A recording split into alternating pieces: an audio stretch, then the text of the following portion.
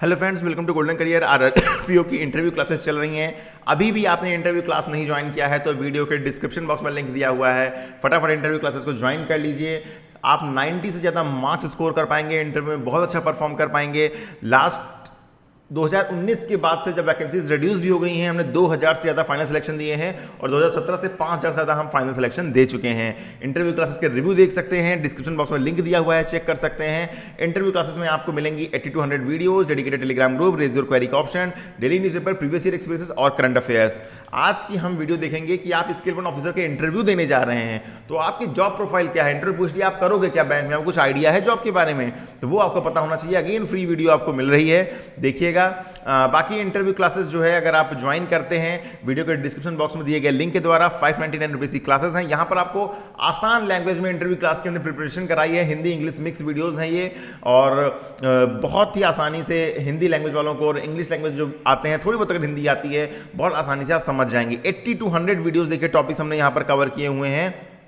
बीच में ये 2 वीडियोस में इशू आ रहा है, ये आपका रेक्टिफाई हो जाएगा और इन वीडियोस को आप देख लेंगे सारा तो इंटरव्यू की कंप्लीट प्रिपरेशन हो जाएगी। लेकिन अलॉन्ग विद दिस हमने पीडीएफ्स भी बहुत सी प्रोवाइड की हुई हैं। अगर ये पीडीएफ भी पढ़ लेंगे तो फिर तो आपके 90+ मार्क्स आना तय हैं। चलिए देखते हैं स्किल 1 ऑफिसर की जो है जॉब प्रोफाइल क्या होती है। आप पीओ तो बन गए, लेकिन आप काम क्या क्या करोगे। चलिए, आप लोग जा रहे हैं किस चीज़ के इंटरव्यू के लिए? आरआरबी स्केल 1, ठीक है। अभी ये स्केल 1 क्या है? देखिए, बैंक में क्या होता है, स्केल्स चलते हैं, ठीक है। सॉरी, ये ई होगा, हाँ। स्केल 1 होता है, 2 होता है, 3 होता है, 4 होता है, 5 होता है, 6 होता है, 7 होता है। स्केल 1 आपका होता है असिस्टेंट मैनेजर, स्केल 2 होता है आपका मैनेजर, स्केल 3 होता है सीनियर मैनेजर, स्केल 4 होता है चीफ मैनेजर, स्केल 5 होता है असिस्टेंट जनरल मैनेजर, स्केल 6 होता है जनरल मैनेजर, ठीक है। अब छोड़ो, ये भी हटाओ, ये आपके लिए काम की हैं। क्यों? क्योंकि आरआरबीज में प्रमोशन जो होता है स्केल 1 to 5 ही होता है। 5 भी हटाओ, ये सिर्फ कुछ आरआरबीज में है, कुछ आरआरबीज नहीं दे रही हैं। लेकिन स्केल 4 तक के प्रमोशन सारी आरआरबीज में होते हैं। असिस्टेंट मैनेजर बनोगे, फिर आप मैनेजर, फिर सीनियर मैनेजर, फिर चीफ मैनेजर। प्रमोशन का वीडियो हम बनाएंगे, सैलरी का वीडियो भी बनाएंगे, वो सब आपको मिलेगा। लेकिन सैलरी वाला बाद में मिलेगा, प्रमोशन वाला भी शायद बाद में मिलेगा। इंटरव्यू सीरीज़ में जो इंपॉर्टेंट है वो भी आपको देंगे।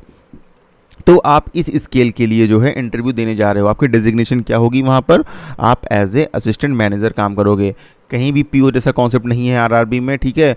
हम लोग बोल देते हैं बेसिकली आप स्केल 1 के लिए वहाँ पर जा रहे हैं, जो असिस्टेंट मैनेजर की आपको वहाँ पर डेजिग्नेशन मिलेगी।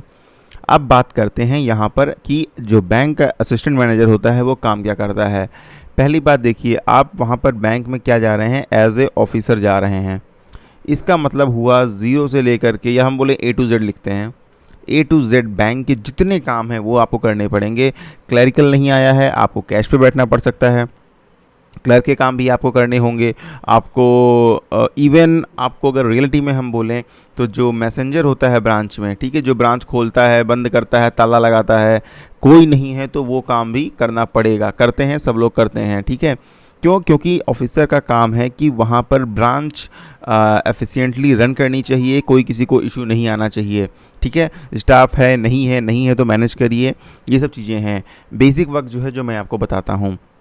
जब आप किसी बैंक में एंटर करते होंगे, बैंक तो आप सभी लोग गए होंगे, तो वहाँ पर ऐसे एक काउंटर बना रहता होगा, ठीक है।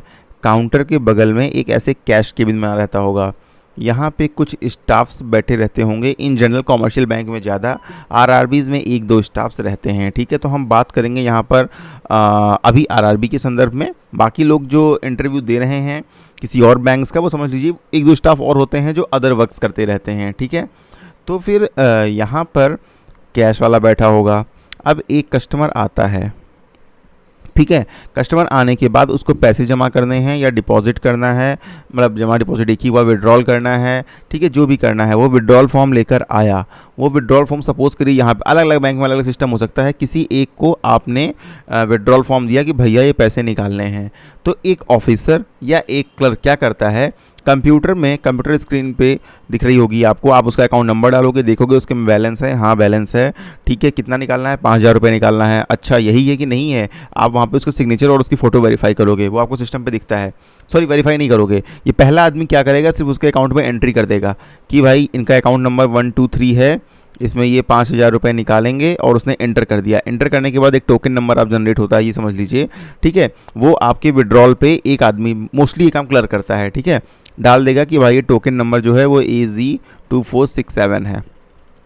फिर आ गया ऑफिसर का काम। जब वो विड्रॉल अब ऑफिसर के पास आया, तब ऑफिसर ये नंबर अपने सिस्टम पे डालेगा, फिर उसकी फ़ोटो वेरीफाई करेगा, उसका सिग्नेचर वेरीफाई करेगा ये चीज़ कि भाई जिसका अकाउंट होल्डर है वही पैसे लेने आया है, और सब कुछ देखेगा। तो ऑफिसर विड्रॉल पे जो है वो अपने साइन कर देगा, और साइन करके वापस कैशियर को दे देगा कि हाँ अभी पैसे दे दो। कैशियर देखेगा कि हाँ भाई ऑफिसर ने ये वेरीफाई कर दिया है, और वहाँ पर जो है वो पैसे उस कैंडिडेट को दे देगा। तो ऑफिसर का पहला काम क्या हुआ, काउंटर रिलेटेड जो भी वर्क है उसको वेरीफाई करना, ठीक है। वर्क क्या है, वेरीफाई करना। एंट्री क्लरिकल करेगा, ऑफिसर उसको वेरीफाई करेगा।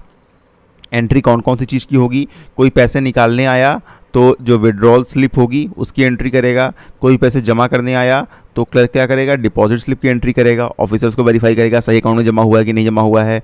चेकबुक इशू हुई तो चेकबुक क्लर्क एंट्री कर दिया कि ये चेकबुक हम इस अकाउंट को इशू कर रहे हैं, ऑफिसर वेरीफाई करेगा। एटीएम कार्ड लेने आया, क्लर्क ने एंट्री कर दी भाई इसको हमने ये एटीएम कार्ड इशू कर दिया, ऑफिसर उसको वेरीफाई करेगा कि सही है कि नहीं है, ठीक है। और जैसे क्या वर्क होते हैं, क्लर्क ने क्या किया, अकाउंट ओपन कर दिया, ऑफिसर उसको वेरीफाई करेगा। और क्या हुआ, क्लर्क ने या किसी ऑफिसर ने, कोई ऑफिसर भी एंट्री कर सकता है लेकिन जनरली क्लर्क करता है, ठीक है।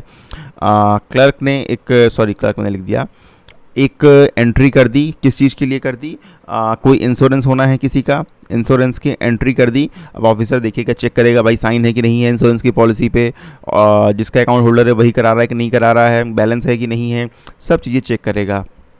तो जो जो काम की बैंक में होता है वो डबल एंट्री सिस्टम होता है, एक आदमी एंटर करेगा, एक आदमी वेरीफाई करेगा, ठीक है, वेरीफाई करेगा। एंट्री जनरली क्लर्क करता है और वेरिफिकेशन की पावर क्लर्क को होती ही नहीं है, तो वेरिफिकेशन का काम जो है वो ऑफिसर करेगा। अब ये काम आप करेंगे जब आपका सिलेक्शन हो जाएगा, लेकिन ये स्केल 1, स्केल 2, स्केल 3, स्केल 4 कोई भी कर सकता है, ठीक है, ऐसा कुछ होता नहीं है। कभी कभी ऐसा होगा आपकी ब्रांच में कोई स्टाफ नहीं है और आपके बीएम स्केल 4 हैं, चीफ मैनेजर हैं, तो वो भी काउंटर पर बैठे काम करेंगे, ठीक है। ये सब चीज़ें बैंक में चलती रहती हैं। तो यहाँ पर आपका पहला काम तो ये हुआ, ठीक है, बेसिक आप समझ गए। काउंटर का वर्क जो आपको नए नए जाएंगे तो यही कराया जाएगा। उसके बाद दूसरा काम होता है लोन रिलेटेड वर्क, ठीक है, जिसको अलग अलग जगहों पर अलग अलग नाम दिया जाता है, ठीक है। लोन को हम बेसिकली क्या बोलते हैं, जैसे आप बोलेंगे एडवांसेस, मतलब किसी को एडवांस देना, या फिर बोलेंगे क्रेडिट वर्क, ठीक है।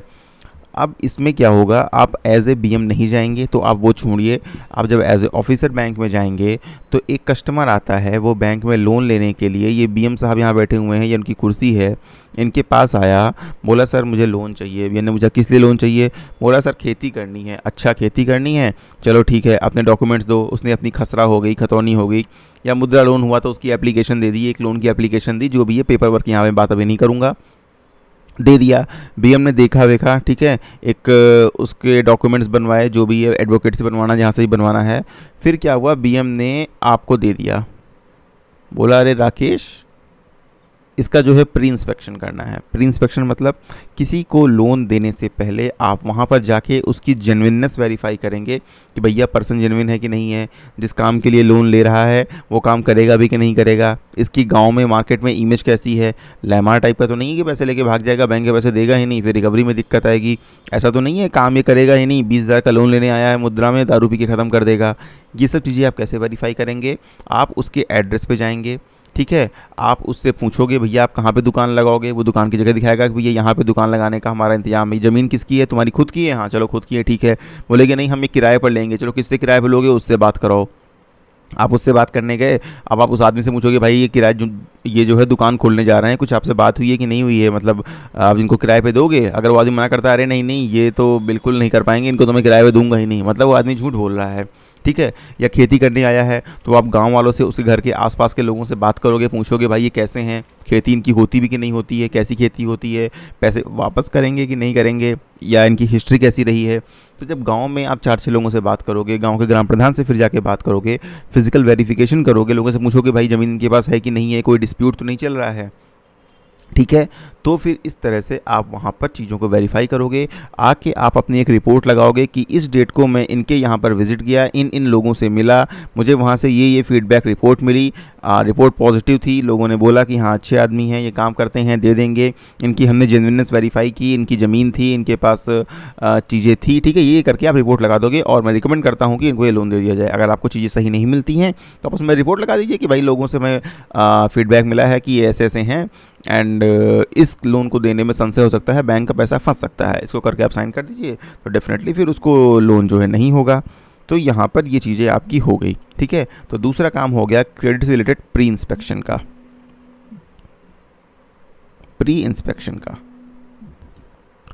तो प्री इंस्पेक्शन का ये काम हो गया कि आप जेन्युइननेस वेरीफाई करोगे चीज़ों की, ठीक है। अब एज ए बीएम आप पोस्ट किए नहीं जाओगे, इसलिए आपका लोन सैंक्शन का वर्क नहीं होता है। लेकिन अगर आप एज ए बीएम कभी पोस्टेड होते हो आपका प्रोबेशन खत्म होने के बाद, तो लोन सैंक्शनिंग का काम भी आपका होता है। प्री इंस्पेक्शन भी आपको खुद करना पड़ सकता है या फिर आप किसी और ऑफिसर से करवाओगे। लेकिन अब आपने लोन आपके बीएम ने सैंक्शन कर दिया, ठीक है, तो इसके अलावा फिर आपका काम क्या बीएम अलॉट कर सकता है आपको,